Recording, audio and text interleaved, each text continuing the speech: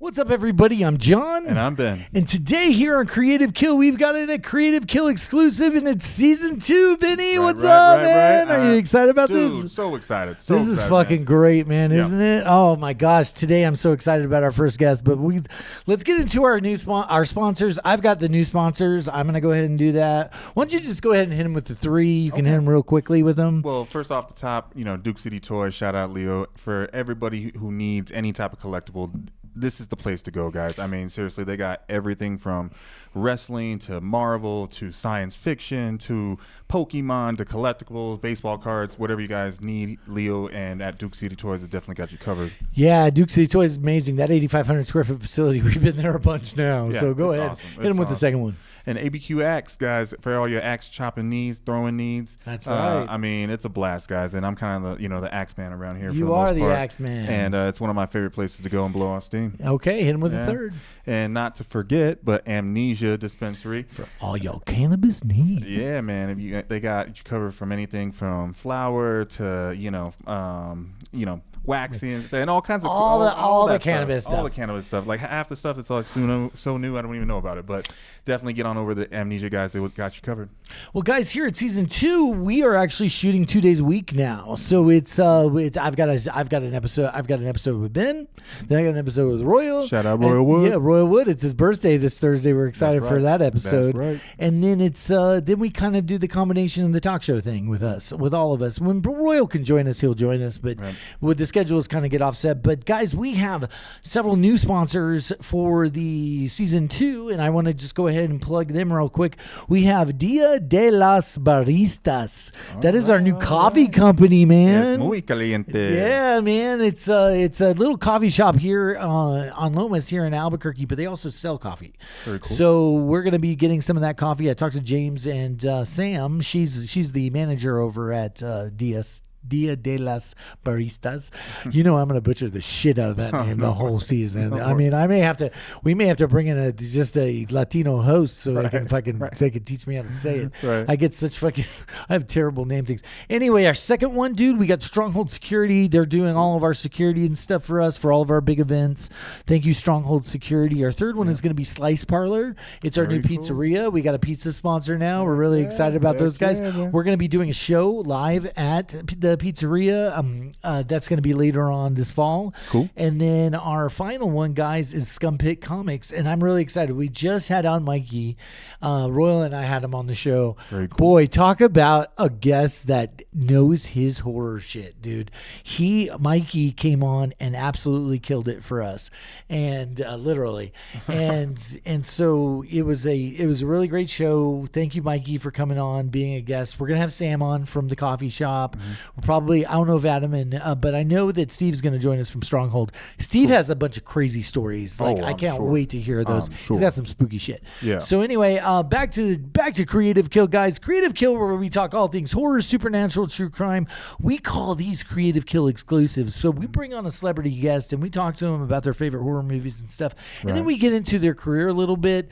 We really don't brush into the story time and stuff because this actor we are about to have on is fucking huge. Awesome human being. From my point of view, I was in Better Call Saul. He was in Breaking Bad and Better Call Saul and El Camino, but he embodies the actor of all actors because when you see him on camera, he looks nothing like Skinny Pete. No, I mean it's like we know he's Skinny Pete. I'm like, but he's just like well groomed, like handsome gentleman. Yeah, he's over here. He looks fantastic. They definitely knew what they were doing in the hair and makeup department in Breaking Bad. But we are about to introduce Charles Baker from Breaking Bad, guys.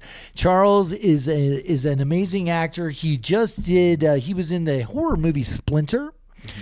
He also did obviously Breaking Bad, and I just saw him, Ben, in one of the most incredible performances I've seen him do, besides Skinny Pete, which was amazing, but was The Pit. Yeah.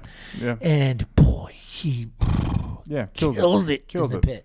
So anyway, we're going to be jumping on. Yeah, we're going to be jumping on with Charles here in about 2 minutes. But I just wanted to tell everybody, Creative Kill, where the guest always has a killer experience. Guys, subscribe to our YouTube channel. Subscribe to all of our socials. We did change our social handle I will tell people that we work Creative Kill Productions, but now the Instagram and Facebook page is the Creative Kill Show, because this is our show now. Right.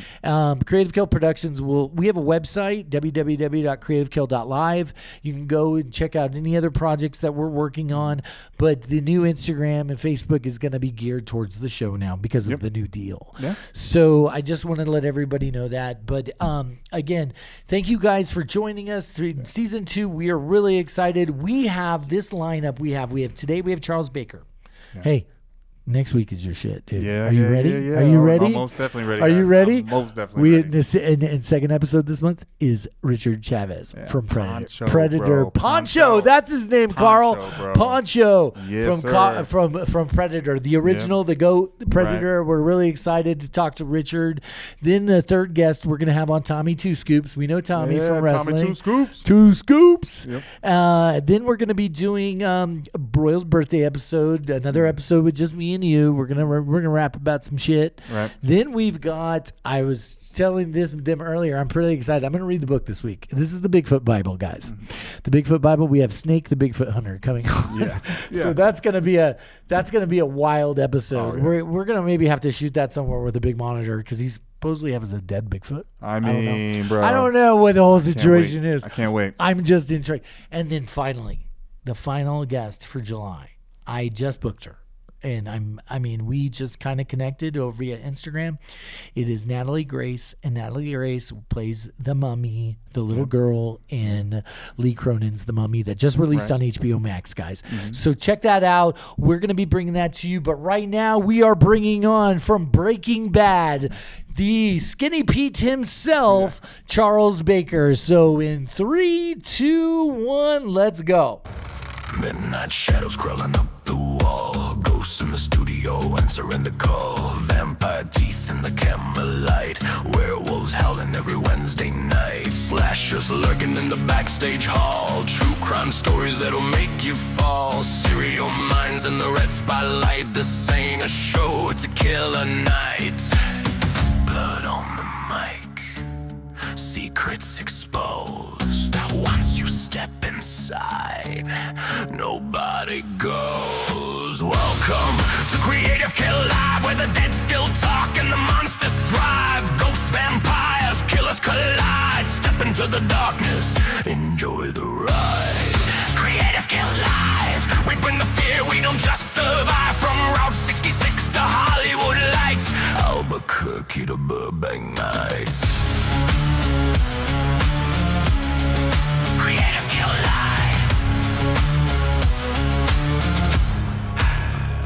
John on the mic, running the show. Main man Roberts, let the nightmares grow. Ben by his side, locked and loaded, breaking down the cases nobody decoded. Big bad wolf in the shadows grinning. Royal Wood with the killer punchlines hidden. Female guest host lighting the flame. Scream queen stepping into the game. Red lights flash, the truth cuts deep. We don't promise you sleep. Welcome to Creative Kill Live, where the legends breathe and the killers thrive. Slashers rise and spirits revive. You're one of the lucky ones. You survived. Creative Kill Live, true crime pulse. What's up, everybody? It's John and Ben. And guys, today we are joined by, I want to say, one of the greatest on-screen actors in Breaking Bad. You're one of my favorite characters, Charles Baker. What's up, Charles? How are you doing today? Hey, how you doing? I'm doing great, man. Thank you. Especially after hearing I'm your favorite actor from Breaking Bad. That's cool. You know what? I really love the dynamic between you and Jesse. I loved that. I loved. We touched on it. I'm a big fan of The Pit and your performance in The Pit, Charles. Holy crap, man! You killed that. Yes.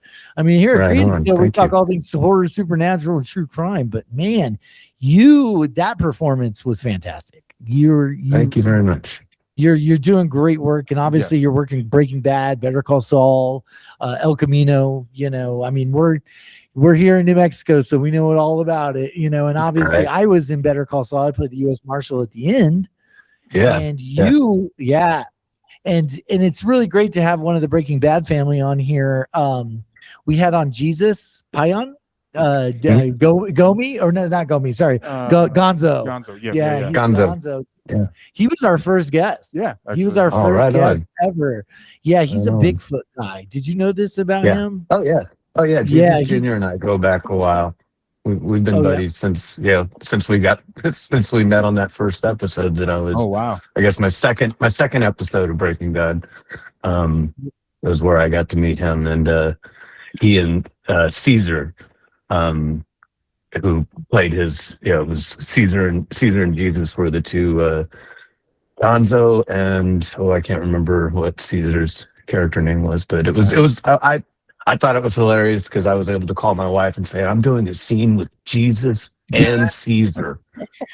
It's funny you said that. It's funny you say that, Charles, because when we brought him in, I was like, I thought he was Jesus, and he's like, no, it's Jesus. And I was like, okay, so there's a great story about that.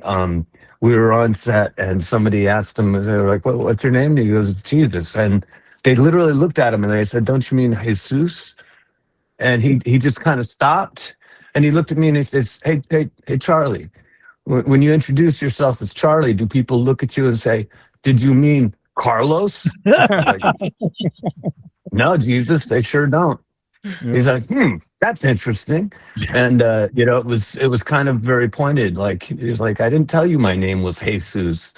And his argument is he hates most of the way people pronounce Jesus is Jesus. Like you're saying, hey, Zeus. And he's like, it's stupid, but that's not what my mom named me. Right. He is a talkative fellow too. Like, he plays kind of the strong silent type in the show, but when we had him on, he was an amazing first guest, and he knows everything about Sasquatches you could even imagine. You know what I'm saying? Yeah. So it was a pretty incredible show. But anyway, all right, Charles. Well, we jump into here at Creative Kill. We talk all things horror, supernatural, and true crime, guys. And I'm looping in Breaking Bad with true crime because Breaking Bad is. It's a huge crime show, right. Obviously it has depth, it has emotion, I think it's still the greatest television series, even though I am a little biased to it.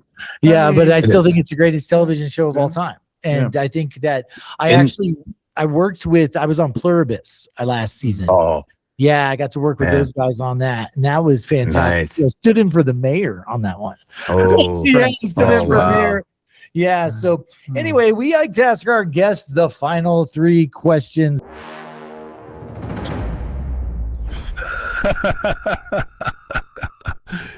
Charles, our first question we always ask is, Charles, what is your all-time favorite horror movie? I was torn. There's my favorite horror movie that I've been in. And then the favorite horror movie that I've seen. Okay. Tell us about the one I've been in is called Splinter. Came out in 2008. I love that movie. You should. I mean, we swept the what was it, Screamfest that year, and it had like some amazing. It was a really good movie for being a little budget. Right.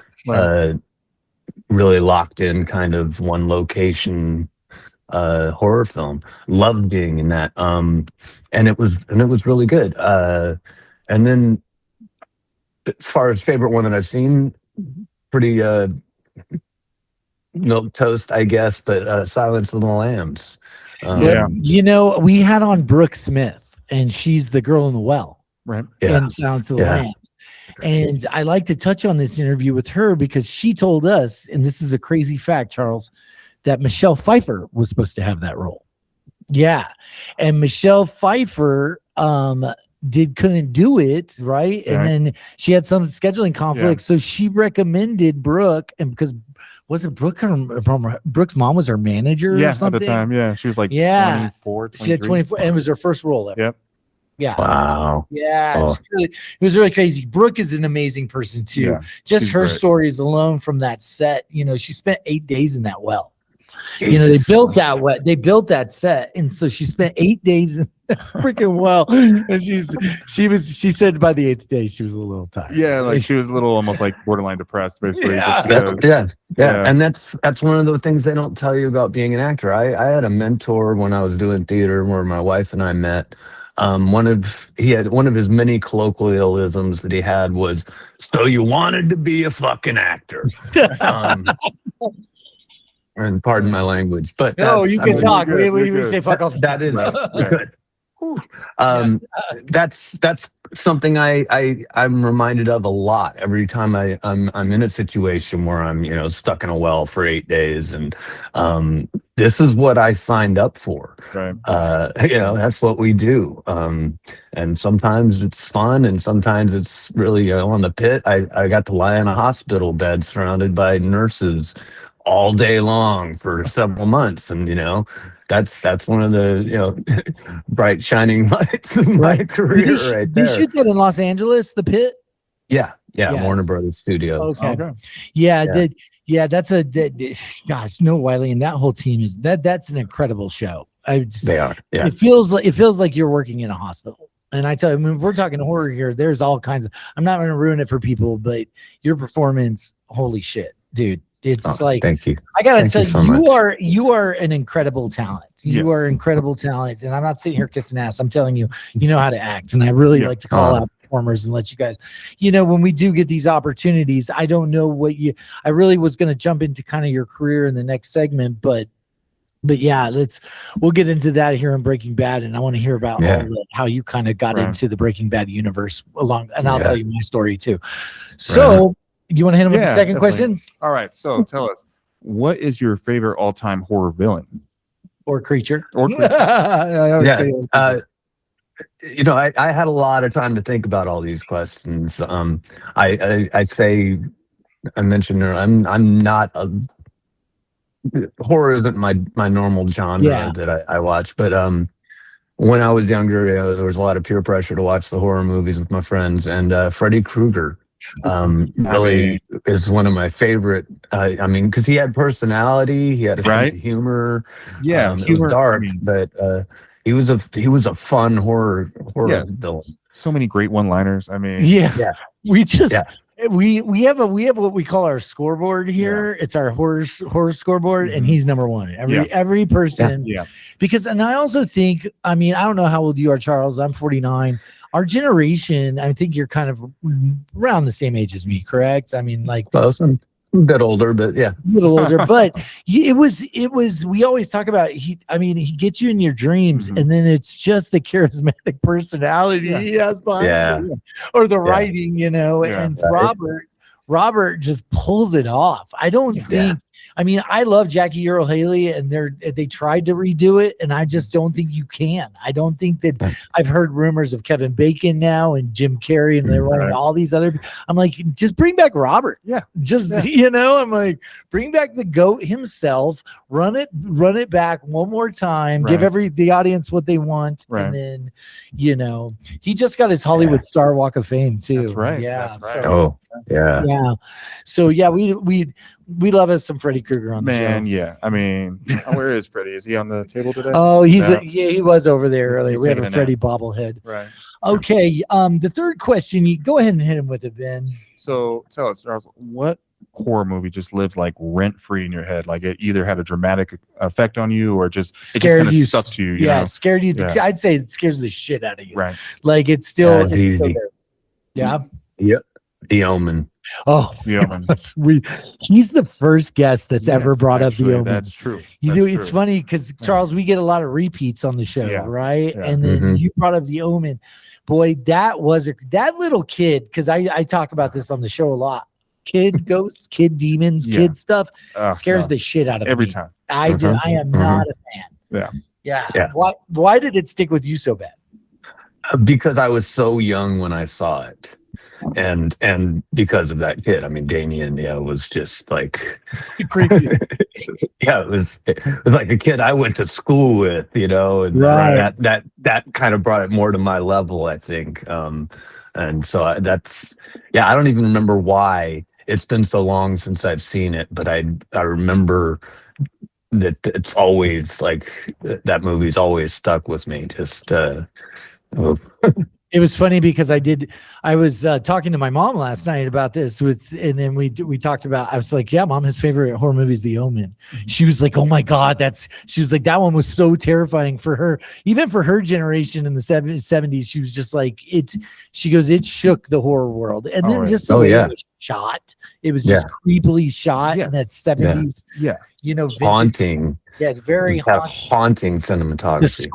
The score is creepier than anything. But yeah, that's a great answer. I'm finally glad somebody said something new. You know what I'm saying, Ben? It's like me and you constantly. I mean, it's like broken records sometimes with certain horror villains or horror movies, and we're just like, surprise there. Let's just put another notch on the bell on that one. All right, great. Well, Charles, we're going to jump into our story time, but our story time really is, I want to get into, because it is the greatest television series of all time, and you and I both my part was nowhere near nothing like yours. I was a day player. I got lucky. It's after I got the role after Bob had a heart attack. Oh, wow. So Bob had a heart attack and set, I think it was October. It was like September or October. And so they had to delay shooting. Right. Okay. Yeah. And so they came back that next March, and it was right after COVID. Right. We were all kind of doing the COVID thing. You remember that? That was fun. Mm-hmm. I know, right? I know. I tell everybody, I'm like, if you didn't experience COVID on a film set, then you've never really been on a film set. I was like, because that time was, but I got Rosa, who is the set medic. And I don't know if she was the set medic on Breaking Bad, but she saved Bob's life, you know. Oh. She's the one who administers. She's my mom's friend. Thank you, Rosa. Yeah, thank you, Rosa. Yeah. Bob is a gem. I love him so much. He gave. I mean, he didn't give me the opportunity, but they knew I was kind of green going into this, you know, because I'd done a lot of featured BG, and they just knew my background in law enforcement, private security, and they were like. It was funny. I got the call in 2 hours. They were like, we need you in set in 2 hours. Right. Because the actor dropped out. I don't know what happened. And so I get to set. I have to sign the Taft-Hartley paperwork. I have to do all this stuff. Right. I don't even know what I'm doing. And they're telling me I'm playing a U.S. Marshal. I get through wardrobe, and then they're like, okay, now it's time to go rehearse with Bob. And I was like, what? And it was just this walk scene and the movements and stuff like that. And so Rich, was Rich your guys' first AD? I think he was on Breaking Bad. We had several first ADs. Yeah, Rich was ours, because you train with Rich, don't you? Yeah. For the last month of filming Better Call Saul that they were here. Yeah, I trained him at the gym for about a good month, and shout out Rich, man, you're awesome, dude. He's like the more always wearing shorts and long socks on set. He was that guy. You know what I mean? Like, doesn't matter how cold it was. He has so many tattoos too. It's like he's got tattoos from everywhere. Right. But anyway, so I got there, and then it was just. I was a little starstruck at first, Charles, and then I just kind of I locked in and I went into actor mode. You know, like we have to do. Yeah, like you do. Yeah. So tell us. You were great at, by the way. Like, I love your ability to like really embody the character to the point where I feel like if I was on set and across from you, like your counterpart, I would believe that you are that character in that moment. Like, you were so good at dialing it in. I'm like, dang, man, I'm like taking notes over here. So that's really the trick. Yeah, that's really the trick. To any acting is you don't try and convince the camera. You just try and convince the person in front of you that the person you have the scene with. If you can convince them of what you're doing is real, then everyone else will follow along. And that's always been when we used to have auditions in a room. My goal was to, if I'm playing a mean guy, scary guy, scare the person I'm reading with. I want them to like feel that fear, right? And like, just not like physically, but just presence. I had a scene where an audition where I was flirting with a girl, and the girl who ended up reading off camera for me was blushing because she thought I was really, really actually hitting on her. And that's like, so that's my secret right there. I'm just trying to convince the person I'm in the scene with. But I'm sorry, I interrupt. Go ahead. No. I'm just gonna get into it. So Yeah. let's go back. It was, what year did they start Breaking Bad? You're gonna tell us. I know 2007. 7. Okay. And did we go through? Was there writer's strikes? There was in 2008, Yes. stuff like that. Yeah. So you guys Yeah. almost fell victim to that, didn't you? We did. We only got 7 episodes the first season because of the writer's strike. Right. And you said, we had different circumstances. I was also actually just a day player on the show. I was hired for one episode, 4 lines, and then I was supposed to be gone. And they were supposed to kill Jesse off. And then when they didn't kill him, the way they put it is they had to create a universe for him. Now that he's not dying, we have to create his universe. And since I was already established as a friend, they went, well, let's bring this guy back until he screws it up. And it's kind of the way it goes, Right. But you didn't screw it up. No, you man. became, you became iconic. I mean, it's a and so let me just ask you, so did you audition for the role, right? Obviously. Yeah. Did you audition for Vince, or was it the casting? No. Excuse me. There was so you have your LA casting department, which they cast the big Hollywood names, and then you have your local casting in New Mexico, and they cast the day players and the small co-stars and help wrangle background. In New Mexico at the time, the film industry was booming, but they didn't have a lot of actors in Albuquerque. Yeah, we still don't. Still didn't have a lot of like small character. Yeah. And so Sherry Rhodes, who was the first local casting for Breaking Bad, she passed away in the first season, but she was from Texas. Okay. And I had done casting workshops with her while she was in Texas, and she really liked me. And so when she packed up her office and moved to New Mexico to start a New Mexico local casting, she coordinated with another Texas casting director to bring in actors as modified local hires. Okay. So she would they would tape our auditions in Dallas, Fort Worth area, and then send those to the local casting, and then local casting would send them to the LA casting. Okay. Are you from Dallas, Fort Worth? I'm not from anywhere. Oh, okay. I was a military brat. I lived all over the so world. was I. Yeah. We were both military brats. That's funny you said that. Yeah. Marine Corps, my dad. Yeah, He's right on. Air Force, both parents, right? Army, Airborne Ranger. Yeah, you go. Go. Yeah, it's always fun to visit those stories. My younger dad was way different than he is now, but it's like he was full on Marine, Semper Fi, and then you get raised like you're in the military. Yeah, I don't know if both of you guys got raised the same way. Sure but did. I had a child size military uniform, khaki. When he was commander at Fort Knox, I went through basic. My parents were divorced, so I only saw him in the summers, and every summer I went to visit him from the time I was 8 years old until I was 10. I went through basic training every summer. And I went to military camps too. Were they really? Yeah. You guys went to military stuff like that? Oh my god! Jeez. I've slept. I went on the war games with them when they were on maneuvers doing war games. Cool, I slept in the command tent, ate powdered eggs off the back of a tank, and Right. you That is freaking awesome, man. I've always wanted to go to the war games, just experience it. Yeah. Yeah. It was I don't know anything interesting. you guys are talking about, but this is awesome because you Yeah. definitely know, don't you? Yeah, so it's basically like this big Is it a competition? it's a competition between is it between is actually Branches? military branches, I believe, Yeah. right? It's so like Army, Air Force, Navy, Oh, okay. and Marines and whatnot. And there's like naval war games, there's like ground war games, essentially aviation based war games, and it's just this huge thing. Like It's like a simulation, but a contest or something. yeah, of all sorts. Like That's neat. yeah, it's really cool. Yeah, but that's yeah. But back to the so you said Texas, so I was like, I'm from Dallas. Yeah, so that's- sorry. Right on. Yeah, I ended up in Texas. Went to the University of Texas at Arlington. I went to UTA also. I'm a Maverick. I'm a Maverick. Yes, sir. Yeah, Damn, that's crazy. right on. Yeah. I didn't make it all the way through, but I got a good start there.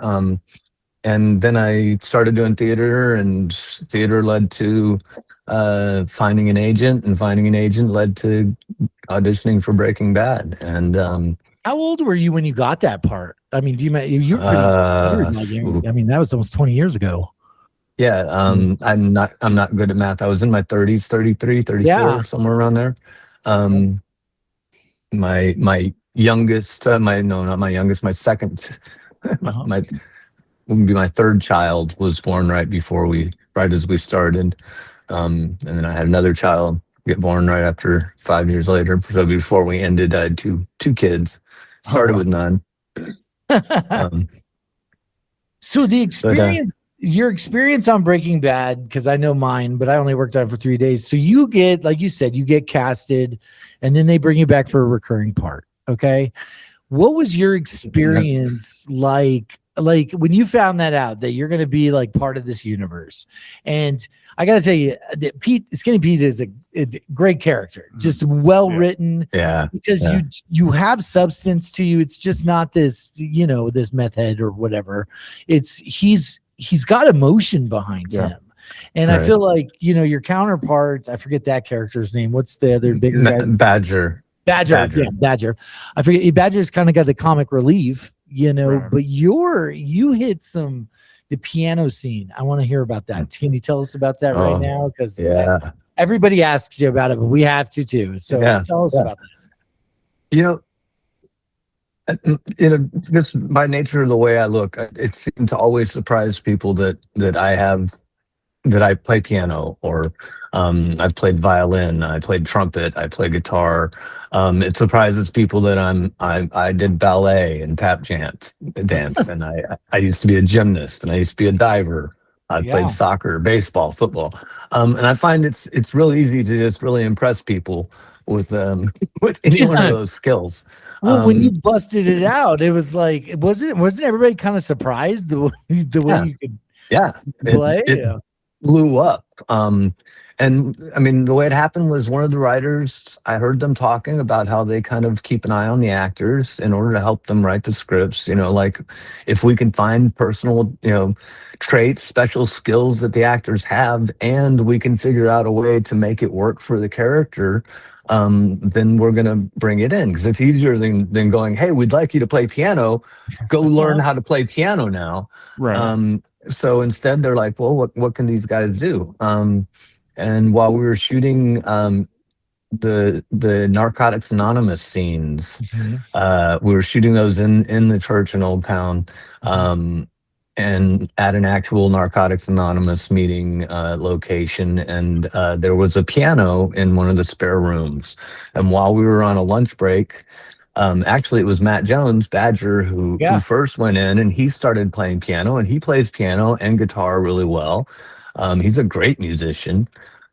He started playing piano, and then he just kind of like played a song and then walked away. And I heard that, and I was like, oh, I'm gonna go play. So I went and sat down at the piano and just started playing. I don't even remember what I was playing. I just started playing something, and as I was playing it, or they walked past the door and then stopped, and then like their head just kind of popped back into the door, and then they just walked away. And they told me later that they went and told all the other writers that Skinny plays piano, and they immedially started trying to figure out how they were going to incorporate that. Workshopping and getting the gears going. Hell yeah, man. apparently there was a lot of contention of who was going to get to write the scene, and how it was going to be done, and all of that. Well, for And a your couple first months promo on later, that, I put that up, and it just went crazy. It's such an iconic scene because it is. You don't think that the character of Skinny Pete just can play like that, and then obviously it's your talent. It was incredible. So tell me real quick, and I want to in Badger, Aaron Paul, Bryan Cranston, all those guys are amazing to work with, aren't they? Yeah. Yes, absolutely. I mean, it was a master class. Breaking Bad was like my 5th or 6th speaking role on a show. And like I said, I came on as a day player. They brought me back every time as a day player. It was always on a contingency basis. And in fact, my second episode was the episode that I had to join the Screen Actors Union. It was, we want you to come back. We want you to come back for another episode. But if you do, you have to join the union. Because in Texas is a non-union state, and so you were able to continue working as long as you were working in Texas. You could do. I did a lot of 4 or 5 SAG features and TV shows before this, but I hadn't had to join the union yet until I was in New Mexico doing my second episode of Breaking Bad, and they're like, "You've already done your Taft-Hartley. You have to join." And so I joined, and they brought me back, and the way I described my presence there was a director came and told me, he said, every episode you do is your audition for your next episode. And it was kind of like the Princess Bride, good night, Wesley. Most likely to you in the morning. I love it. And that's really how it felt. And so, like, the reason you never see a blooper with me in the blooper reel is because I showed up so prepared, because I was horrified I was going to lose my job. I was horrified. I knew at this point that they can bring me back anytime they want. I had no guarantee of being brought back for any amount of episodes. But as long as they didn't kill me, there was a chance I was coming back, and I wanted to make sure that they knew I wasn't going to waste their time. I wasn't going to screw it up. I wasn't going to be, And so, I just did what I could. I mean, we're going to have to ask you for all the Albuquerque people here. How did you like working in Albuquerque? I loved it. I love it. I lived in Albuquerque when I was 10, 11, up until I was almost 12. I attended Clet Park Elementary School, and then my mom and stepdad packed up and went out to Bernalillo. Are they still here? And no. It's really, really convoluted story on we won't get into that. So we'll just get to. I lived in New Mexico in Albuquerque for a while. I loved it. I loved the Sandias. I loved the view of the Sandias. We lived in the foothills at first, like I said. And so and it had some good memories, and it had some of my worst childhood memories. And so it was interesting being back there. And I guess the easiest way to say it is, if I hadn't gotten out of Albuquerque, I probably would have been more like a Skinny Pete. Oh, we know. I was the same way. I came back here in 90. We lived in Denver, and then my grandmother had always lived in Ruidoso. And so we'd always come here and visit, and my mom was born in Hobbs, but we when we moved back here, it just wasn't the right fit for me as a young man. And we were going through some personal stuff, like you said too. Like, there's just some things. So I moved to Texas. I moved to Dallas with my dad, and then I don't know if you know where Oak Cliff is. It's a little pocket of of course. I'm from Oak Cliff. I'm very proud about that. I love me some Oak Cliff, the OC baby, Texas theater. I tell everybody it's a pretty iconic area of Dallas. If I say James K. shot down the street, and killed, but. Yeah, it's cool. But yeah, then when I made the transition, I sold my company and I moved back here to New Mexico to pursue acting. You know, it's definitely a different experience the second time, especially when you're older, because you're not you know, all the pressures of here that we do. Everybody knows we do have a big problem here with crime. Oh man, you know, and it's just a wee bit. It's tough, but it's at the same time, you know, there's so much culture. There's so many. The artistry out here is great. Right. I love the landscape. Right. You know, it's like it's incredible. Yeah, you have all 4 seasons too. Right. Yeah. A lot more to Albuquerque and New Mexico as a whole, other than green chili and meth. You know. Yeah, green chili and blue meth. Blue crystal. Yeah. Let's get on to some blue meth. So what was your favorite, like, if you're, and I know you really, we didn't ask you this in the format sheet, but like, what was your favorite scene to shoot in Breaking Bad? Like, what's the one that stuck with you? You're like, man, I killed this thing and I really loved it besides the piano. I know that one's the best for me, but yeah, the piano was one of my favorites. I really loved, I loved shooting. I haven't even said this in any other interviews. I loved shooting the NA meeting, where Matt Jones and I are, you know, literally trying to pitch our meth in an actual meeting. Just how diabolical of the writers to come up with that. I know. But the fun part was that we were playing, like, we were 2 actors playing other actors who were playing other people. You know what I mean? We were pretending not to be Skinny Pete and Badger while we were in these meetings and acting like, you know, we were totally different characters, and we were not doing too bad about it, you know. And that was the fun part, was we were actors acting like other actors. Even Vince Gilligan in an interview gave us a huge compliment about how, you know, that's not easy to do, you know, being, you know, and so I'm really proud of that one. I had a lot of fun with that. But I mean, everything I did on that show was just a dream, just getting to be there and watch Bryan Cranston and Aaron Paul work. And I wasn't, you know, if I was off camera, I'd just sit and watch the monitors and study everything they did. You know, how do you do this? Not just the acting, but what do you do in between? And how do you talk to directors? And how know what? I have that same experience because I got to watch, you know, Bob in that interrogation scene where he's sitting there and I'm in the corner. You really can't see me because I walk him to the interrogation room, sit him down. And he, you know, just to watch his monologue there and him just kill it. I was starstruck, and I'm just sitting in the corner like, I've got to look like I'm a cop. You know, I gotta look like the U.S. Marshal and be pissed off all the time. But I'm just in awe of watching these brilliant human beings do this. And I'm sure just even watching Brian, you know, him, gosh, I would love to work with Bryan Cranston. He's one of my favorite actors. I think his range, I think he's one of the most talented. If we're looking at, I mean, Brian was always an amazing actor, but we go from Malcolm in the Middle. Right. He goes from Malcolm in the Middle to Breaking Bad.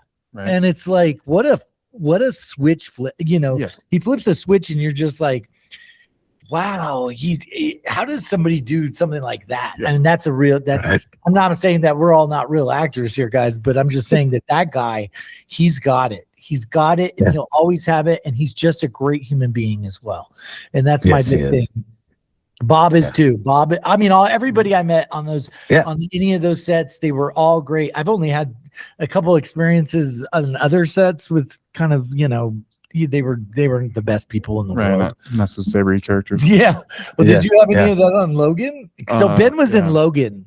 Yeah. Oh, wow. Yeah. Logan was my first, I guess, breaking into the world of acting. You know, it was my first gig. Wow. So I kind of got spoiled on Logan a little bit, to be honest. It was shot the last 6 weeks of that film up in Chama, New Mexico, trying to simulate the mountain scene at the end of the movie. It's supposed to be based in Montana.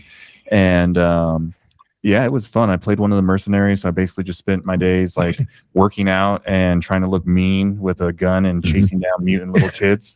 Yeah. And Yeah. and not to speak poorly or too poorly, but everybody on that set was really, really, really cool. You know, the only thing is the main director of that movie was a little hot-headed, and I kind of thought to myself like, oh my God, it's true what they say about Hollywood. Like they're all like this, like give me my fucking coffee, you know, kind of attitude. And and since then, I've never experienced that actually with another director. But yeah, it was really great, and it was cool to see Hugh Jackman in the sense of like off camera talking to people like normal people. Like he's just very humble person. I've heard that about him. Just talks to you like you're a human being. Doesn't like make a big deal of it or anything like that, or like don't talk to me, I'm in character kind of attitude. And yeah, it was great. It was a fun project. Yeah. So let me ask you real quick, going back to Breaking Bad. Yeah. If they ever decided to do, I'm just asking, if they said, hey, we're going to bring back Aaron and we're going to do something with him and we're going to do something, we'd like to bring you back, would you do it? You 100%? If it's Vince Gilligan, yes. Yeah. I mean, he could ask me to do a mayonnaise commercial, and I'd be like, so yeah. Do you think it'll ever happen? I mean, no, I don't think so. I don't either. But I mean, Vince is the only one that could do it. If it was going to happen, he would be the only one to do it with. Anything else would just be like a money grab, and I'm not a money grab kind of actor, as people can tell by my Honda Fit. I hear you. No, I get it. So I prefer good projects that make sense, and like if Vince found a way to justify it and made it make sense and had purpose, then I would absolutely trust it and be there. But I don't think he will. So yeah, Vince, he is such a, I mean, everything he's done since, X-Files. Right. And we're going to get a little horror here, guys. He did, it's X-Files, and now he's got Pluribus, which is very science fiction-y, but I'm going to tell you this. When I worked on it and they gave me my sides, I just played a Hive member, right? And there's a hospital scene where I played with Ray. We're all standing around Ray, and she's doing this scene with this girl in a wheelchair. It was freaky to do that scene. Like, just to sit there and then constantly talk in sequence with everybody else. Right. We've got to sit there and we've got to be this hive mind. And then it just, as you watch, I don't know if either, have you watched it all? Yeah. Have you watched it? Have you watched it? Yeah. Charles? Yeah. It just gets weirder and weirder and weirder. And I think with season 2, Morgan's over here. We just had her on. She was talking about, working on some other projects, but she's saying they're about to go into production, I think, here pretty soon on season 2. And I hope I'll be a stand-in again on that thing. I'll do anything on that thing. Anything that's Vince Gilligan. I'll be Dead Body number 2. Yeah, Dead Body number 2. Ray Seahorn was again with the Breaking Bad universe. I didn't work with Ray on Better Call Saul because the scene was it was just Bob and us and some lawyers, but she's incredible. Yeah, she really is. She really is. She has killed that thing literally, and that I'm just really, I want to see where they're going to take it with this next season because it did it on a cool cliffhanger. Yeah. And we're all excited, and Vince, I think, has got his science fiction mind on, and I think he's going to bring us better, more. I think he's just going to keep making it better and better and better. Everything that he does, he kills it. Well, Charles, we really want to thank you for coming on with us today. So glad to be here. We're kind of cut for time, but we do our third segment. This is actually funded by our sponsors. So we do what we call, and here at Creative Kill Guys, we do what we call our Helping with Horror segment. And so every big celebrity guest that we have on, Duke City Toys and ABQ Axe and Amnesia Dispensary, and a bunch of them here have donated to our fund. And so we donate $500 to the charity of our guest choice. And our guest right here today is Charles. So Charles, tell us about the charity you want to plug real quick. And so we will be getting this to that charity as soon as we do it in quarterly batches, but they'll be sending off the donation probably at the end of this month. But I just want to ask you, what's your charity? What are you plugging for us today? called CASA, court-appointed special advocates.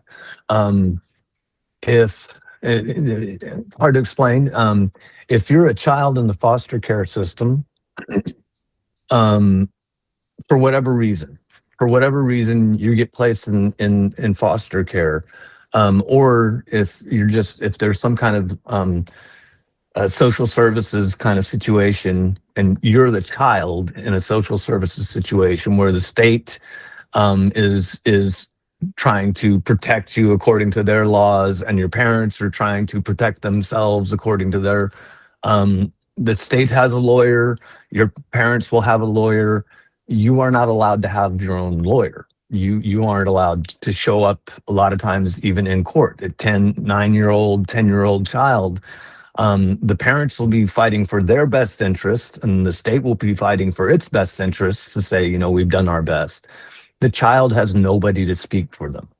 And the court-appointed special advocate is that person that is allowed to step into court and speak for what the child wants. So if it's a custody battle, or if it's I love it. again, foster children, being placed, choosing who they're going to be placed with, whether it's going to be a family member or Right. the kids do not get to be in court. They are not allowed in court for those in most states. That changes. It varies, and ages also vary. So a court-appointed special advocate, you don't have to be specially trained. You get a special training. You don't have to be, a lawyer. You don't have to be highly educated. You come in, you get training, and all you have to do is go sit with the child for a few minutes, talk to them about what they want, and then go to court and say, this is what the child wants. I love that. I love that. And, I mentioned I had, some of my worst days. They didn't have that when I was a kid. They didn't have a lot of protections for children when I was 10 years old. I was abandoned on the streets. I lived pretty harshly for a while in my childhood. If it weren't for the free breakfast and lunch programs at schools in Albuquerque, I would not have eaten. I would have died on the streets. Right. So it's an important cause for me. And I worked with them in Fort Worth. I helped make training videos and recruitment videos for them. And it's become my, it's the organization that I support, and they're all over the country. I love this because let me tell you, it touches also on one of our family members here. So we have another host. He's actually been kind of off this year because he just adopted a 4-year-old daughter, and his name is Wolf. He's actually my business partner and my writing partner. He writes with me all of our stuff that we do outside the show. But Malia is, what she went through as a kid, and she was 4. Right. She went through this foster care system, and that was, it's just so rough. But I'm sure that they had that kind of an advocate. But now she's with Wolf and Jamie, and her life has completely turned around. And I'm very fortunate for these kind of programs and systems that help out the kids, especially in those foster care here, especially in New Mexico. I got to tell you, it's rough. CYFD here has had some issues, right. And I just really would hope that all of it gets their shit together, because it's like, come on, they're the kids. We want to protect our kids, But yeah, that's a great charity. Yeah. We'll get you that over. We want to thank you for your helping with horror moments. That was awesome. Yeah. I love that. Yeah. So you're actually batched in with Phil Falcone from Terrifier and Mike Levy. Wow. You guys' 3 donations are all 3 going out at the end of this month. We had to, obviously, I want to tell Charles real quick, a little personal note. I had some tragedy this last year. We had to delay our interview. Ben knows this. Ben, Karl, my team knows this. They've stuck by me through this time. Charles was so patient with us. And thank you, man. I can't appreciate that enough, because it's, when life actually, this is fun for us. It's fun. We do it for a living, and not a living yet. We hope one day we will. Yeah. We're getting there. Yeah. But, it's like when life happens, there, especially in the entertainment world, there's people that just don't care about you, and they're like, you have to do this. But, you were like, John, whatever you want to do, I totally get it. And we just talked on the phone a little bit ago, and we just had this personal back and forth, and Thank you, Charles. That's all I got to say. Oh, Okay, because much we love you, and we are hopefully we're developing a cool production company out here. We're working on something. We've got something big. Right on. So I love Right I love on. collaborating with with all my friends and family that are actors. I've met so many cool actors out here since I've been working, and It's been growing. yeah, well, we're getting there, but it's slowed down now. We're at a little slowdown, Yeah. but I think it's going to pick back up pretty soon. It's I think everywhere. yeah, well, I think now we were just getting into this on a past show. This movie Obsession, and I'm not saying this just for horror. I'm saying this for film in general. Yeah. People need to look at this model and say, okay, stories can be written without, it being a $200 million film. Right. Absolutely. And you can make money off of it. And if we're looking at a $750,000 movie that just made $440 million, boys. Yep. This is what Hollywood needs to start. They need to go back to the basics. This whole IP shit that's been going on, it's like, I'm done. I mean, we're all kind of done with it. It's like they want to know why movie theaters aren't packed. They're not packed because it's the same crap we're seeing all Because we've already seen that movie. Yeah. We saw it twice now. right. That's If not that's my 7 problem. times, it's like Right. these blockbuster franchises now. I get the cash grab, I get the whole, everything behind it, Yeah. but I'm really excited to see what's happening in the future of film now that the indies me are too. finally. Yeah. So anyway, that's it, guys. We're gonna go ahead and close out with Charles. Charles, we thank you for coming on Creative Kill, where the guest always has a killer experience. And we just want to thank you and take care of yourself, my friend. Okay. Thank you, John. Thank you, Ben. You guys have a great day. You too, Yeah, my appreciate friend. you. Take Much care. love. We thank you so much. We appreciate it.